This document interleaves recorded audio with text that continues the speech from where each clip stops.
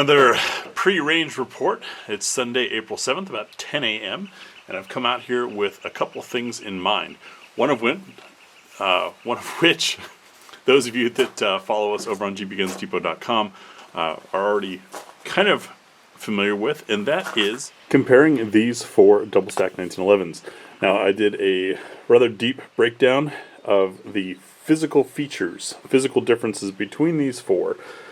Beyond the brand, beyond the pricing, what makes one different from another and could potentially impact performance based on physics.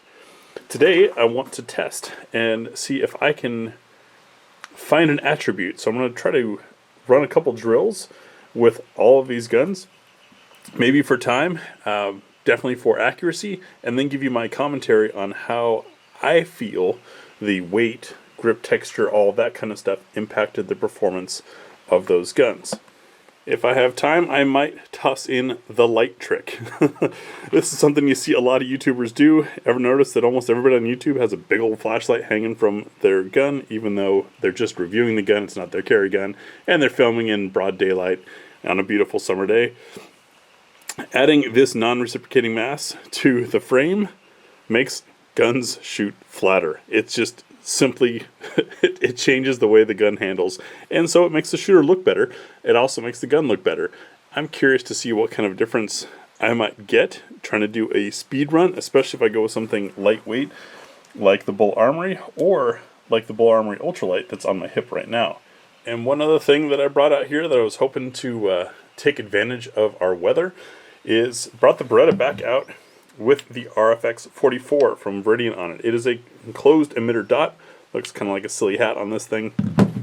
But of all the dot failures we've seen, environmental tends to be part of it. So with it still being crazy sun angle season, and there's supposed to be rain today, I figured why not shoot this thing in the rain and see if shooting a closed dot in the rain is any better than shooting an open dot.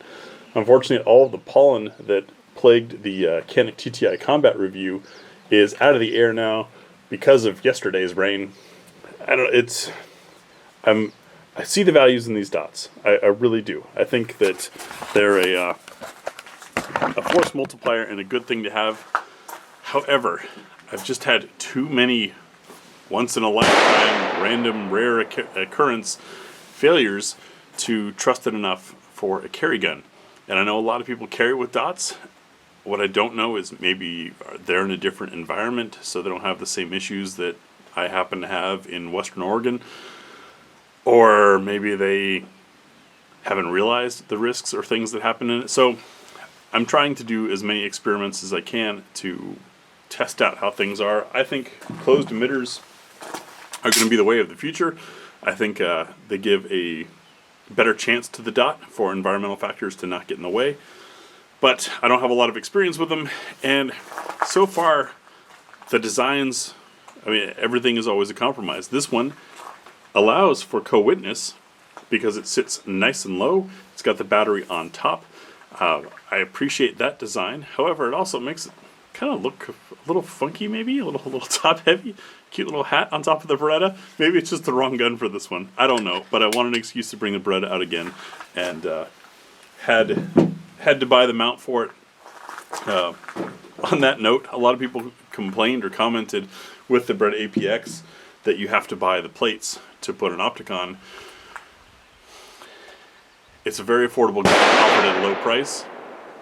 Part of that low price is there's no plate included.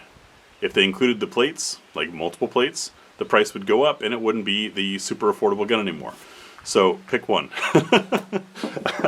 As an iron shooter, I was okay with it not coming with a plate, and buying one plate to try an optic on it.